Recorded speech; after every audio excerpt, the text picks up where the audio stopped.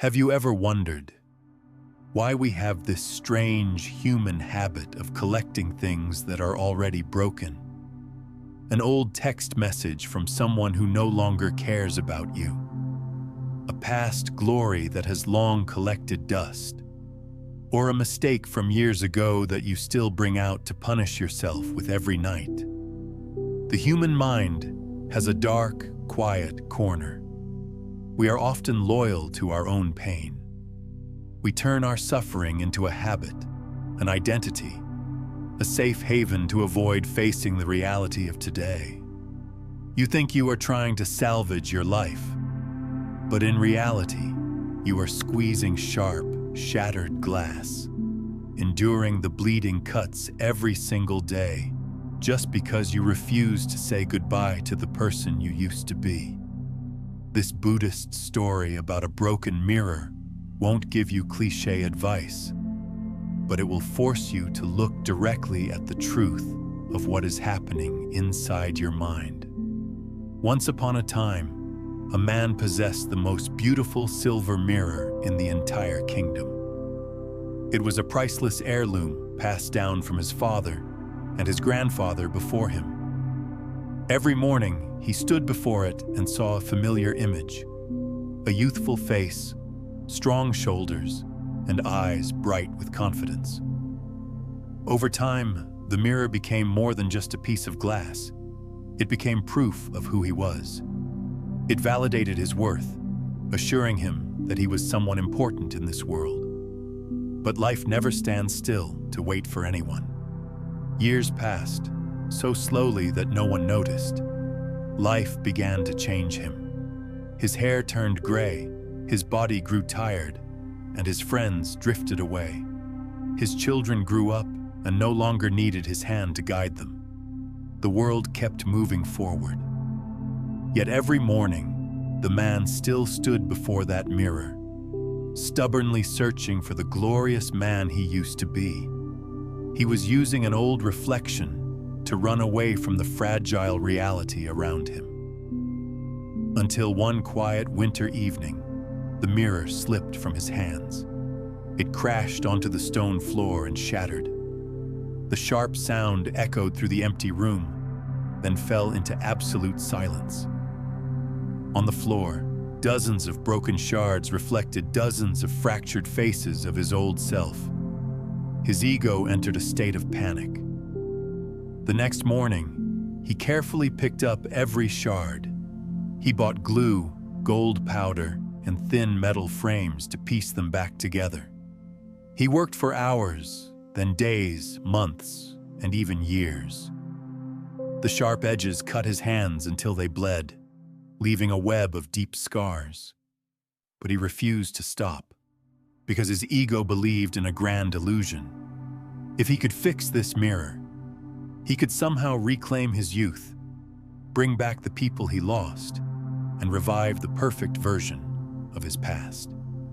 10 years passed, and the mirror was finally reassembled. But the fractures remained, heavily etched across the glass. No matter what angle he stood, the reflection looked distorted and monstrous. He hadn't saved anything. He had only built a monument to a fractured reality. One afternoon, an old Zen master passed through the village. The man invited him in and proudly showed him the mirror. "It took me 10 years to fix it," he said. The master looked at the deep cracks running across the surface and gently asked a question that shook the man to his core. "Tell me, are you trying to save the mirror? Or are you trying to save the person who used to stand in front of it?" The man froze. For the first time in 10 years, he stopped looking into the mirror. He looked down at his own hands. Hands that had grown old, scarred, and bloody just from fighting time to find yesterday. The master walked to the window, pointing out at the falling snow. Not a single snowflake tries to become yesterday's rain. No autumn leaf begs the branch to let it return.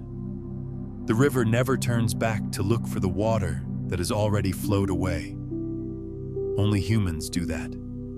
Only humans stand before broken mirrors, demanding life return what time has taken. Your pain does not come from the broken mirror. It comes from your demand that what is broken must become whole again. The master's question exposed a quiet truth. For 10 years, the man hadn't been fixing a mirror. He was just refusing to say goodbye. Goodbye to youth. Goodbye to old dreams. Goodbye to the man he used to be. He needed the suffering to feel like he was doing something meaningful, rather than accepting that everything had changed. And perhaps that is the silent prison in so many of our lives right now. Some spend years trying to salvage a relationship that ended a long time ago. Some spend their youth chasing a glorious era that belongs to the past. Some are still punishing themselves for the mistakes of a version of themselves that no longer exists. But life never flows backward. Morning cannot become last night. Spring never asks winter for permission to arrive. The river keeps flowing, and so must you. The Buddha taught that attachment creates suffering, not because loving or cherishing is wrong, but because reality has changed while your mind still refuses to move forward with it. There is a massive difference between remembering the past and living inside it. One is appreciation, the other is a prison. The old man quietly carried the mirror out to the yard. He stood there for a long time under the darkening evening sky, then gently placed it under a tree beside the house. Not as a defeat, not as a surrender, but as a tribute to a life once lived. For the first time in 10 years, he looked up at the stars instead of looking back. The night wind brushed his face and he felt strangely light, because the moment he stopped trying to find the man he used to be, he finally had the space to become the man he could still be. Perhaps that is the true meaning of letting go. Not to forget, not to deny, but to bow in gratitude for what once existed, and to allow life to keep moving forward. Tonight, there may be a broken mirror like that in your life. Something your heart is still hopelessly trying to fix. Perhaps the question for you is no longer, how do I fix it? But rather, who will I become if one day I stop trying to fix it? If this story touched a corner of your heart, leave a comment below with just one word: release. Not for others to see, but as your own declaration to your mind.